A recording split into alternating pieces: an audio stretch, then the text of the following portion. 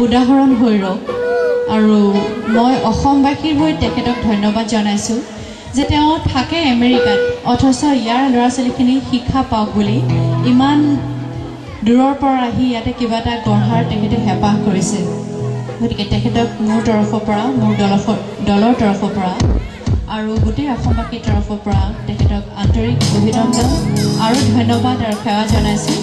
লগতে অনুৰোধ কৰিছোঁ আজি যিমানবোৰ ইয়াত উপস্থিত আছে ৰাইজ তেখেতৰ বাবে জোৰকৈ এবাৰ চাপৰি বজাব লাগে আৰু লগতে ধন্যবাদ আৰু লগতে বৌ বহি আছে কাৰণ কথা এটা আছে এনেকুৱা ধৰণৰ যে বিহাইণ্ড এভৰি ছাকচেছফুল মেন আৰু every men who thinks good there is a woman এগৰাকী মহিলা সদায় পিছত থাকে আৰু সেয়া হৈছে বৌ বৌক মই কাৰণ এবাৰ উঠি গ'লে আপোনাক অনুৰোধ জনাইছোঁ সকলোৱে দেখিলে ভাল পাব এয়া হৈছে বৌ উমেশ দাৰ পিছৰ মানুহগৰাকী